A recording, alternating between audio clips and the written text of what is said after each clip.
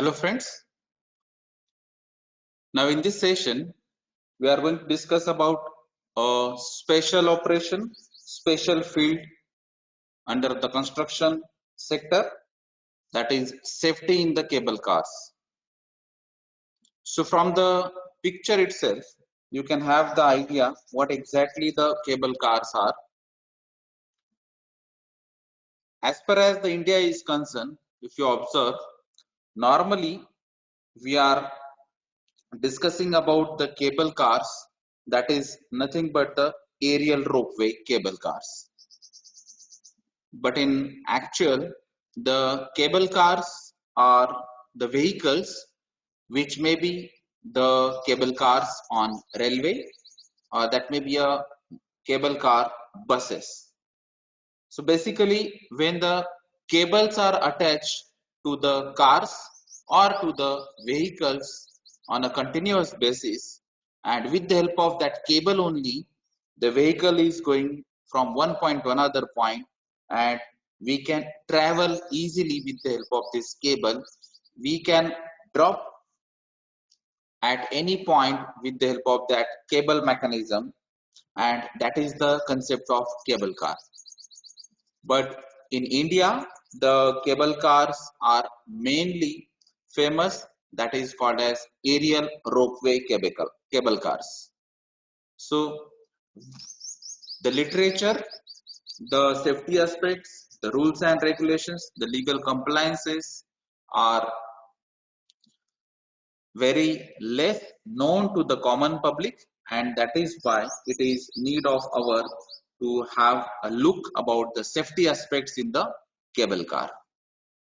So in India, the cable cars generally known to the public, like the famous places, that is Darjeeling Ropeway, Gulmarg Gondola, Kailasgiri Ropeway, Mansa Devi, then Raigad, Auli Ropeway, etc. So these are some of the example where aerial ropeways are available in India.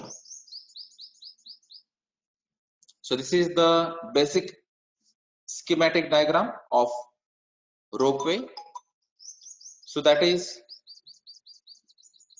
clearly gives you the idea that there is a lower station and there is upper station.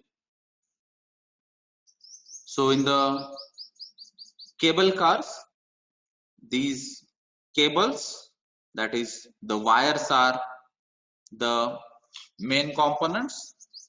Then at the one end, motors, reduction gear, guide rails, then drive bull wheel, suspension cable anchorage, then these are the suspension cables, then this is the fixed grip attachments, then this is the running gear, then guide rails, then return bull wheel, traction cable, suspension cables, then west suspension cable, tensioning cable, then traction cable, tensioning cable, then east suspension cable, tensioning cable, suspension cable counterweights, which is the main thing, because on the basis of this counterweights, the suspension and these train or the cars carrying this much of weight, and on the basis of this counterweight only and with the help of the cable properties, we have to decide the maximum weight which can carry by the cable cars. So this is the schematic diagram where you can understand the different components which is involved in the cable cars, and then from these components only you can identify what exactly the maintenance requirement is there, what exactly the safety component requirements are there. So you can identify yourself the hazards available and how to control these hazards. So you must start the thought process for that, right?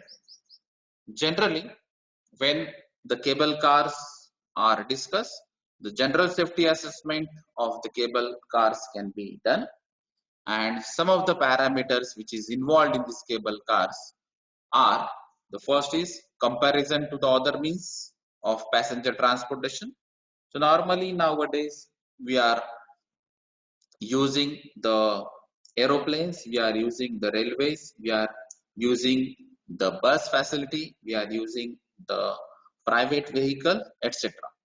So for the transportation purpose, we are using various facilities, and this is one of the rarest facility for transporting from one point to another point, that is cable cars.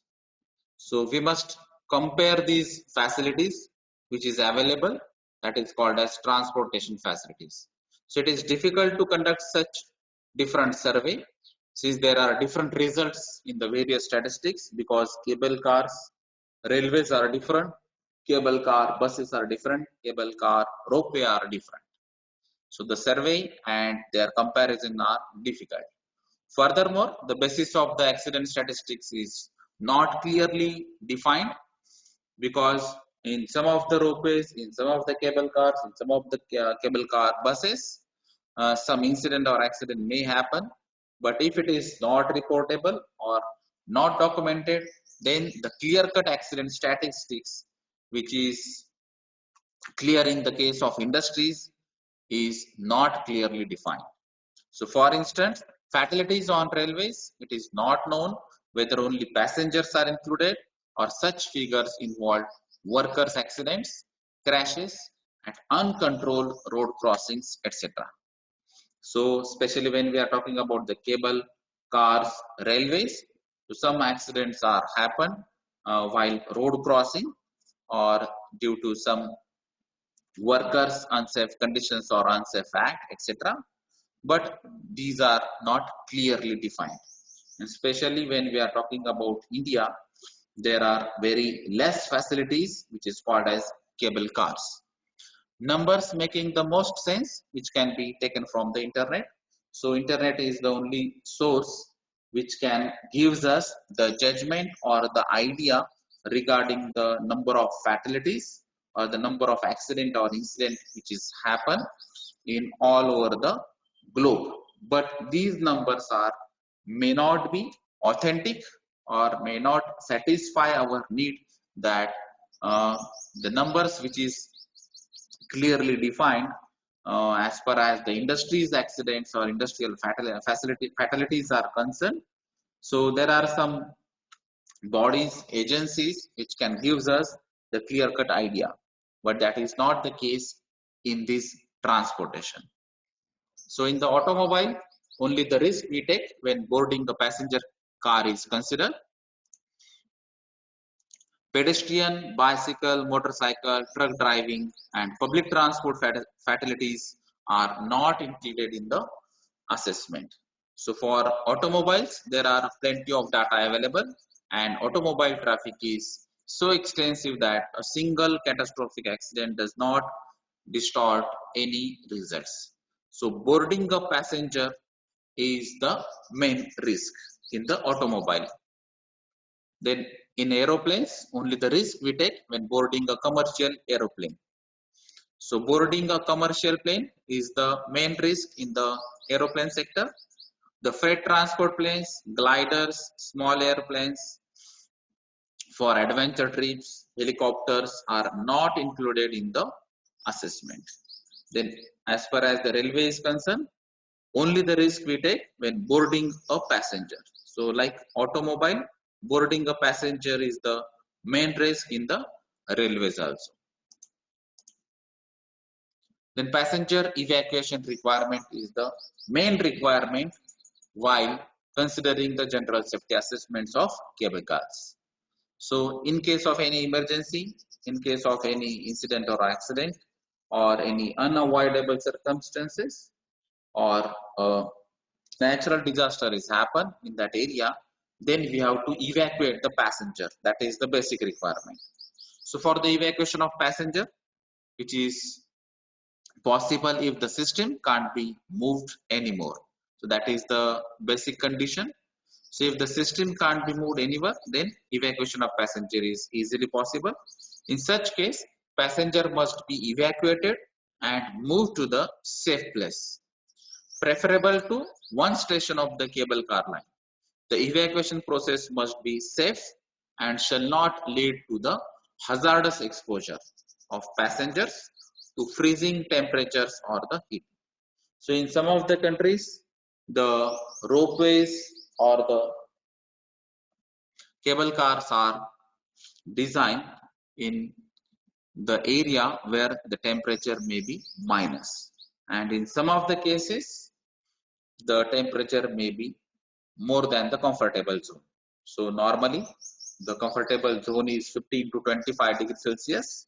So if the temperature is less than 15 degrees Celsius, if the temperature is more than 25 degrees Celsius, then that is not the comfortable case. And if the temperature is near about 0 or minus, and if the temperature is more than 40 degrees Celsius, then that may create a hazardous exposure. So we have to take precautions while evacuation process, so that the safe point should be identified first, and then only that evacuation program should be run. The main considerations are the nature of passengers. So sometimes the passengers are skiers, so which can the persons who can skis on the ice. So sometimes in the cold countries, especially, these may be the passenger nature. Sometimes only the visitors, and sometimes the handicapped peoples are also there. So depending on the conditions, depending on the nature of passenger, we have to decide, we have to plan a safety evacuation program. For instance, on installation transporting skiers only, it can be expected that their protection against the environment is much better compared to the visitors. So in the examples of cold countries or where the ice are available, and when we are talking about the evacuation of these cable cars, so the skiers is the best nature of passengers, where the evacuation is easy than the visitors or the handicapped people. Then we must think about the environmental concerns, environmental parameters like temperature, wind and rain while evacuation is done. So in the evacuation process, we have to check what exactly the temperature is. We have to check what is the wind direction, what is the wind velocity, and is there any chance of rain or not. So depending on this parameter, we have to plan the evacuation program again. Hence, limiting the maximum time of evacuation is of essence. So we have to evacuate all the people in a safety direction within less time. Wind is matter of special consideration. Many times picking up of wind may just be the reason that something goes wrong and evacuation becomes necessary. So wind is the main concern, because due to the wind pressure that adversely affect on the cable car tensions and cable car vehicles. So due to the increase in pressure due to the wind, that may create a adverse environmental parameters which may create chances of accidents. It is therefore recommended to design any rescue facilities for higher in operation design stagnation wind pressure than defined for operating the cable car, normally 1.5 times the greater. So whatever the pressure which can be designed for these facilities in the rescue facilities, so that should be the normally 1.5 times greater. So which is a normal design pressure in the other equipments also while designing in a safer way. Then adequate public address systems, that is another need in the evacuation program. So to quickly and accurately inform the passengers to avoid the hazardous action in panic in case of breakdown or an extended interruption of operations. So whatever may be the case, we have to communicate to the passengers who are in the cable cars. So for that purpose, we need PA systems, and sometimes we have to opt for the other systems if the PS system is not there. So for monocable gondolas with tower spacing up to 300 meter, loudspeakers placed on the towers are the means to inform passenger in case of breakdowns. So before designing, before installation, before erecting and commissioning of these cable cars, we have to think of all these PA systems and some loudspeaker systems assemblies. For bi-cable or tri-cable cable cars with large tower spans, loudspeakers on towers are no more adequate because loudspeakers are having some limitations. At a particular distance only that sound is captured or absorbed by the passengers. So after a specific distance, these loudspeakers are not sufficient. So they required a public information systems in the cabin itself. So nowadays in the local trains or in the buses also, these public information systems are made available for the passengers itself. In a similar way, we have to install these public information systems in the cabinets. So these systems may be wired systems or sometimes it is required a wireless systems. So if it is available, then we can easily inform to the passengers that this is the situations and we have to plan this evacuation program. So from this evacuation program, you have to do this activity and especially we must mention that don't be panicked. So the cable car type, there is a huge difference from an open chairlift to a tri-cable gondola. So depending on the type of cable car, we have to check whether the PA system is sufficient, whether these loudspeaker systems are sufficient, whether other public information system is to be made available or anything else. So whatever may be the situations, we have to communicate to the passengers. So nowadays, the mobile phones are the main media through which you can communicate easily. But in case if the network is not available, then we have to use these wireless communication systems or public information systems or PA systems. Then the time requirement for the evacuation is another concern. We have already discussed that we should not extend the time for the evacuation purpose. So normally the evacuation procedure must be started if the cable car system can't be operated within half an hour. So depending on the conditions, if you check if it is not going to operate after an half an hour, then we have to start the evacuation process. The total evacuation time is counted from the time of immobilization of the installation until the last passenger arrives at a safe place. So up to last passenger, we have to check whether all the passengers are evacuated from that place to a safe place. It must be guaranteed that all passengers can be evacuated safely and healthy, which is a parameter for maximum tolerable evacuation time. So there is no specific time. We can't judge this or predict this specific time, but the general guidelines are maximum evacuation process should not last more than 3 to 4 hours. The evacuation time should be limited according to the circumstances. If the conditions are worst, then the hours may be extended to 4 to 5 hours. It is for the instance, if for the instance means are provided for quick supply of blankets, food, etc. depending on the conditions. So if it is the temperature is down less than 15 degrees Celsius, so there may be a requirement of blankets. If the temperature is higher than the 30-35 degrees Celsius, then there is a requirement of cooling. So cooler may be required. And if the evacuation time is more, then we have to supply the food, water, etc.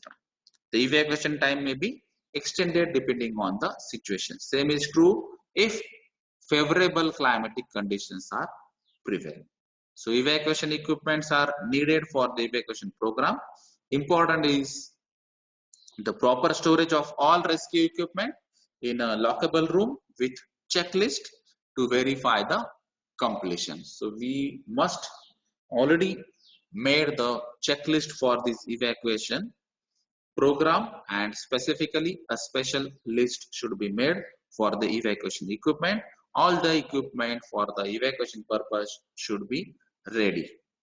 There must be a person appointed to periodically verify completeness and workable conditions of this equipment.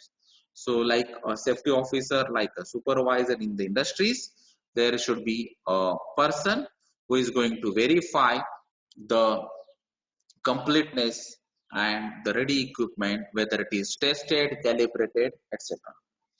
The same is true for the rescue equipment carried in the passenger vehicles also. Then the evacuation plan should be made in detail. So this detailed evacuation plan is most important, and such plan shall be define the hierarchy of the rescue team, telephone numbers of individuals, detailed procedures, description, etc. And there are a number of different concepts in use.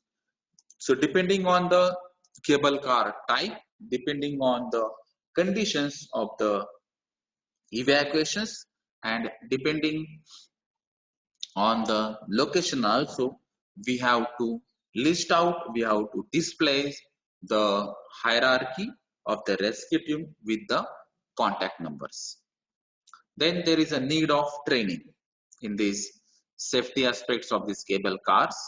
So if all the above of the little help, if evacuation is not practiced, if all the practice persons are not available, then there are some common tips for this evacuation is, first is rope down the passengers, that is applicable for most aerial cable cars. So if the cable cars is aerial, then we have to rope down these passengers. So roping down the passengers from the vehicle is the most common procedure and is standard as long as the terrain and ground clearance permits this type of evacuations. So if there is a little gap between these ground clearance, and if it is suitable, then we can go for of this option. So accessing vehicles by rescue workers along the rope is routine maneuver, well designed, and practical equipment is available in the abundance. So for this rope down passenger option, this is the equipments are also available. The persons are also known to this practice, and that is why we must go for this option for the aerial cable cars. Then the second one is evacuation by turntable ladder trucks. So wherever the terrain allows for an evacuation procedure via turntable ladders, this evacuation procedure has to be applied. So depending on the condition only, we can go for the second option. If all the options are not open, then we can have to opt for the helicopter. So an evacuation plan for most cable car should include the evacuation procedure by helicopter. So helicopter evacuation is the most efficient procedure and is applied any time permitted by the weather conditions. So if weather conditions are good, then we can go for the helicopter evacuations. So the problem is that the adverse weather conditions may prevent helicopter evacuation. So depending on the weather condition, again, if the temperature is okay, if the humidity is okay, if the sunlight is sufficient to go for the helicopter evacuation, then helicopter evacuation is the good option, that is the preferred option. Then winch propelled rescue car is another option for the evacuation. So this evacuation procedure is mainly applicable for the systems with track ropes. So if the systems are there with track ropes, then only we can go for this propelled rescue car, that is aerial tramway, but not for the tri-cable gondola. So depending on the type of cable car, we have to appropriately select the evacuation options. So rescue team with the spliced rescue rope at a loop, that is another option. So such system is mostly propelled by a diesel hydrostatic drive and used with the aerial tramway systems. The rescue rope is permanently installed mostly at the track center line above the track ropes. This type of system should be avoided whenever possible since it is complicated, expensive and has inherent disadvantages. Because rescue of passenger to the lower station is a basic requirement for this type of evacuation. And trams with the positive and negative slopes, as far as that instance is required, then only we can opt for this spliced rescue rope to a loop. Then the other option, if the above options are not preferable, then towing of main cabins on circulating systems. So that is not the preferred option, but if all the options are not available or it is not feasible technically, then we can go for these options. So the big advantage is that passenger may remain in the main cabin at least until a suitable location for roping down is reached. In the best case, the main cabins may be towed all the way into a terminal. Preferably, winch-driven vehicles are applied which approaches the main cabins, and the rescue vehicles, that is towing carrier, is designed to attach the main cabin to it and open its grips. So depending on the profile, a continuous haul rope loop may be required to haul the passenger cabins to a lower to rope them down. So depending on the conditions, we have to opt this option.